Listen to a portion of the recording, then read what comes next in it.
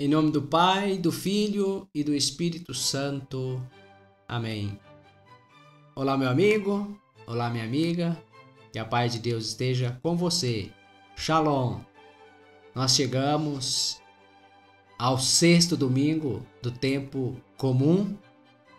Este último domingo da primeira parte do tempo comum.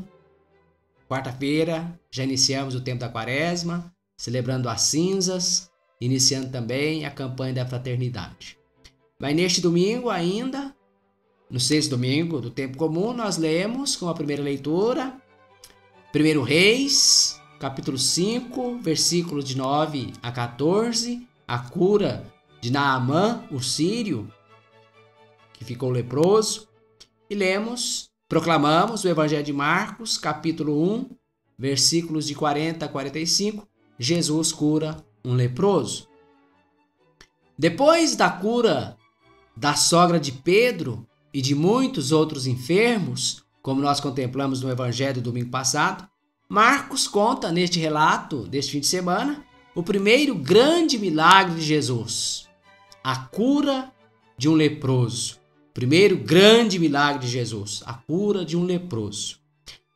A lepra é considerada na Bíblia como um dos piores males que pode atingir uma pessoa. Números, o livro dos Números, capítulo 12, versículo 12, Números 12, 12, diz que um leproso é considerado como um morto-vivo. E ser curado da lepra era comparado a ressuscitar dos mortos. O livro do Levítico, no capítulo 13, versículos 45 e 46, nos diz o seguinte: o leproso atingido pela infecção andará com as vestes rasgadas, os cabelos soltos e a barba coberta, gritando: impuro, impuro. Durante todo o tempo em que estiver com infecção de lepra, será impuro. Habitará só e sua habitação será fora do acampamento. O encontro e o toque num leproso tornavam qualquer pessoa impura também. Levítico 13 trata exaustivamente da lepra e elenca diversas enfermidades da pele que eram consideradas como lepra. O conceito de lepra, portanto, era muito amplo. Não era apenas o conceito de hanseníase, como temos na atualidade. Mas podemos destacar alguns sintomas na pele consideradas no capítulo 13 do Levítico como lepra: inflamações, erupções, manchas, infecção na pele, qualquer infecção na pele, ulcerações, queimaduras, infecções na cabeça ou na barba. Examinavam-se os diversos casos e o sacerdote era quem decidia se a pessoa era pura ou impura, se o caso era de cura ou se o caso era incurável.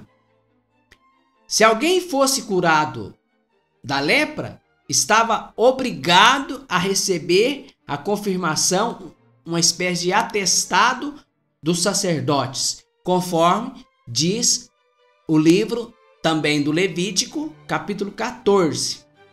Ali é mostrado todo o ritual complicadíssimo e qual era a oferta que aquele que foi curado deveria apresentar para receber esse atestado de que estava curado da lepra. É um ritual complexo e complicadíssimo. Portanto, para você entender essas coisas, eu te aconselho que você leia os capítulos 13 e 14 do livro do Levítico, a lei da impureza quanto à lepra, o que era considerado lepra e qual era o ritual para que o sacerdote desse o atestado de cura daquele que antes era leproso e que, por milagre, alcançou a cura. No Antigo Testamento, nós temos apenas 2 narrativas a respeito da cura de leprosos. Somente se narra a cura de Maria, irmã de Arão, realizado por Deus a pedido de Moisés, livro dos Números, capítulo 12, e o episódio da cura do sírio Naamã, realizado por Eliseu, no segundo livro dos Reis, capítulo 5, que é a primeira leitura da missa deste fim de semana. Maria e Arão contestaram Moisés. Deus castiga Maria. É dito que ela ficou leprosa e a sua pele branca como a neve. Arão intercede por ela junto a Moisés. Porém, Moisés não pode curá-la, não tem poder para curá-la. Somente pede a Deus dessa forma: Senhor, eu te peço, cura. O Senhor Deus concedeu a cura a Maria com a condição de que permanecesse 7 dias fora do acampamento. Veja, Livro dos Números, capítulo 12. No outro episódio do segundo livro dos Reis, capítulo 5, que é a primeira leitura da missa, já disse, desse fim de semana, Naamã, alto funcionário sírio, contrai a lepra, vai visitar o profeta Eliseu, esperando que o profeta saísse ao seu encontro, tocasse a parte enferma e o curasse da lepra. Porém, Eliseu não sai nem para recebê-lo, nem para saudá-lo sequer. O que faz? Apenas enviou um mensageiro a Naamã dizendo que ele fosse se lavar no Rio Jordão e mergulhasse 7 vezes nas águas do Rio Jordão. Naamã ficou indignado. No entanto, seus criados o convenceram a obedecer o profeta. Ele foi, se lavou no Jordão e ficou curado.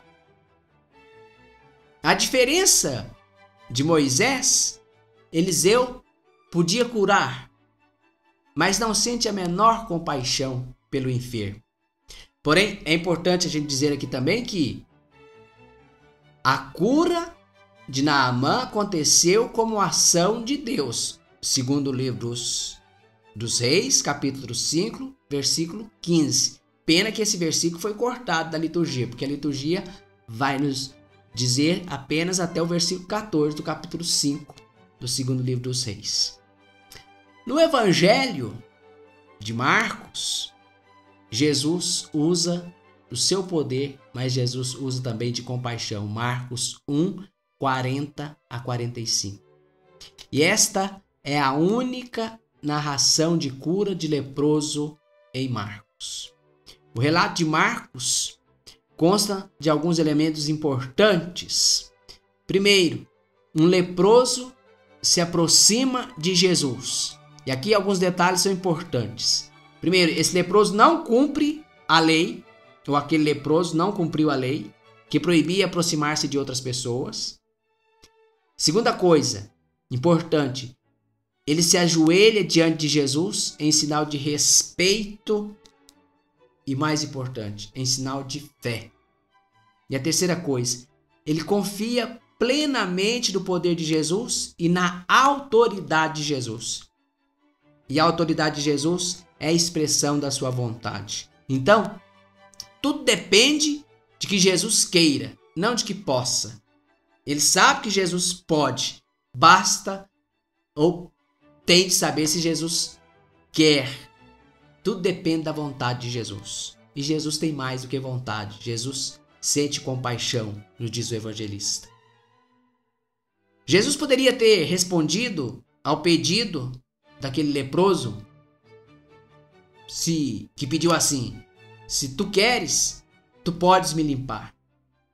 Ele poderia ter respondido isso com simples palavras: quero, fica limpo. Com isso, a diferença de Moisés demonstraria seu poder. Não necessita pedir a intervenção de Deus. Jesus não necessitou pedir a intervenção de Deus. Segundo o comentarista da Bíblia, senhor Joaquim Genilca, pode-se pensar que este relato de Marcos deve ser vislumbrado desde o transfundo da tradição de Eliseu. Jesus é então apresentado como profeta escatológico, o profeta dos últimos tempos, o profeta dos tempos finais, que possui o poder de realizar curas extraordinárias. Eliseu deu uma ordem, mas quem curou foi Deus. Jesus quis, por compaixão, que aquele leproso que o procurou ficasse curado. Ele mesmo curou. E Jesus, a diferença de Eliseu, não necessita receitar nenhum ritual. Bastava querer, como já foi dito. Mas, antes de demonstrar seu poder, mostra compaixão. E aqui está a pedra de toque dessa narrativa, creio eu. Ou a cereja do bolo. Muito bonito. Além de ter o poder, além de demonstrar seu poder, ou antes de demonstrar seu poder, sua autoridade, Jesus mostra compaixão. Mas como? O evangelista diz que Jesus, tomado de compaixão, e o que faz? Estendeu a mão e tocou um leproso. Coisa impensável. Um leproso se aproximar, fazer um pedido de cura e alguém ainda pôr a mão, tocar. Jesus, movido de compaixão, tocou, estendeu a mão e tocou naquele leproso. E era isso que o sírio, Naamã, esperava que o profeta Eliseu fizesse. Tocar sua parte enferma. Agora, por outra parte, quem tocava em um leproso ficava impuro. Acabamos de dizer isso. Porém, Jesus não se preocupa com esse tipo de impureza.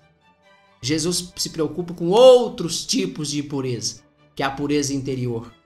Por exemplo, a maldade do coração. Jesus dá duas ordens ao recém-curado. Primeira, vai, não diga nada a ninguém. E a segunda ordem, vai e te apresenta ao sacerdote como prova para eles. Não dizer a ninguém, para que talvez Jesus não fosse confundido com um curandeiro qualquer. E também por causa da questão do segredo messiânico, que é o eixo fundamental na primeira parte do Evangelho de Marcos e do Evangelho todo, por que não? A identidade de Jesus vai sendo revelada no Evangelho de Marcos durante toda a narrativa e especialmente na segunda parte em diante, do capítulo 8 em diante, onde é completamente revelada a identidade de Jesus, que é Messias e Filho de Deus. E a segunda ordem que Jesus deu ao curado, ao miraculado, se apresentar ao sacerdote. Vai, mostra-te ao sacerdote e oferece por tua purificação o que Moisés ordenou na lei, como prova para eles.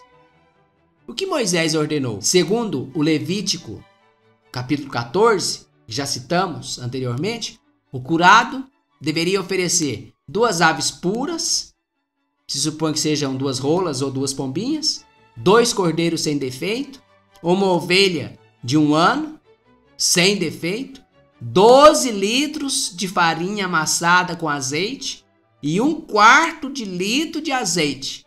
Com tudo isso, o sacerdote realizava um ritual complexo. Um ritual complexo e complicadíssimo que durava 8 dias. E além disso, o curado deveria barbear-se completamente ou raspar-se completamente no primeiro dia e também raspar-se completamente no 8º dia. As palavras finais de Jesus têm uma coloração meio polêmica. Como prova para eles. Vai, mostra-te como prova para eles. Por quê?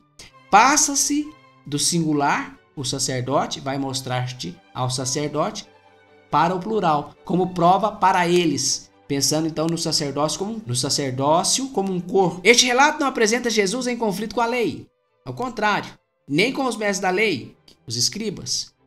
Mas precede as cenas de conflito que virão em seguida no Evangelho. Marcos certamente está aludindo aqui a todos os adversários de Jesus que vão aparecer em conflito com Jesus durante toda a narrativa do Evangelho, destacando que Jesus não contraria a lei de Moisés. Manda que ele vai lá se apresentar, que o curado vai lá se apresentar ao sacerdote para que ele constate que o homem ficou curado da lepra e recebesse o atestado, a comprovação. E qual é a reação do curado? Não obedece a nenhuma das ordens de Jesus. Nem se cala e nem vai se apresentar ao sacerdote. Ao contrário, converte-se em um pregador cristão, em um missionário. Aquele que vivia excluído torna-se agora um divulgador de Jesus. Saiu por toda parte contando para todo mundo, a ponto que Jesus não podia entrar mais abertamente em cidade nenhuma. Ficava fora em lugares desertos e ainda assim de toda parte vinha gente procurá-lo. Olha, aquele que vivia excluído, não cumpriu lei coisa nenhuma, não foi se apresentar ao sacerdote coisa nenhuma e nem obedeceu a Jesus de ficar calado. Saiu, foi anunciando a pessoa e a palavra de Jesus, tornou-se um missionário cristão, um evangelizador. Portanto, meu amigo, minha amiga, meu irmão, minha irmã, disso tudo que eu falei, eu quero destacar aqui 3 palavras: fé, compaixão e missão. A fé daquele homem que passou por cima de tudo, contrariou a lei, se aproximou de Jesus, coisa que ele não podia, pediu de joelhos com fé. Vamos cultivar também essa nossa fé em Jesus. Ele é o único que pode nos curar. Fisicamente, sim, mas também e mais ainda interiormente, curar a nossa alma de todos os males, curar a nossa alma do egoísmo, da discórdia, do desejo de vingança e etc. Fé em Jesus. A segunda coisa é a compaixão. A segunda palavra é a compaixão de Jesus. Jesus, movido de compaixão, tocou naquele homem. É um sentimento belo, um dos mais belos do ser cristão. Essa palavra compaixão é reservada quase sempre na Bíblia a Deus, para Deus e para Jesus. Mas nós também devemos imitar Jesus e ter compaixão, viver no mundo ou transmitir o nosso passar pelo mundo a compaixão, ser pessoas mais compassivas, usar mais de misericórdia. Compaixão aí também tem no sentido de ser sinônimo de misericórdia. Usar mais de misericórdia, ter mais misericórdia das pessoas, dos que padecem fisicamente, mas dos que padecem espiritualmente, psicologicamente também. Fé, compaixão. E assim, nós estaremos agindo e vivendo como missionários cristãos que nós somos. Pelo batismo nós somos missionários. Então, curados pela fé, vivendo a compaixão, já é ser missionário, já é dar testemunho de Cristo por toda parte, por onde passamos, por onde andamos, por onde caminhamos.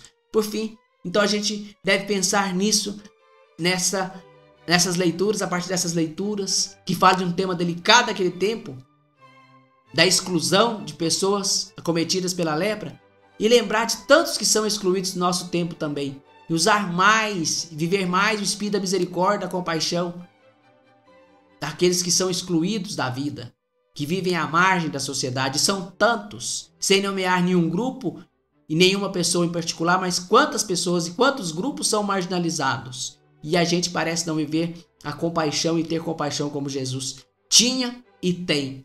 Isso revela uma falta de fé, não é verdade? E revela também que não estamos vivendo a nossa missão de divulgadores da palavra de Jesus. Porque divulgar só falando é uma coisa. Agora, divulgar a palavra de Jesus, o evangelho de Jesus, agindo com fé e com compaixão, aí verdadeiramente somos missionários e evangelizadores. Fica aqui o meu abraço e o meu convite para que você se inscreva aqui nesse nosso canal. E comigo sejamos de fato missionários, anunciadores de Jesus, da sua palavra, do seu evangelho, com a nossa vida, especialmente com a nossa palavra. Não deixe de se inscrever e fale desse canal também para os seus amigos. Um abraço, fique com Deus, que o Senhor te abençoe hoje e sempre. Em nome do Pai, do Filho e do Espírito Santo. Amém.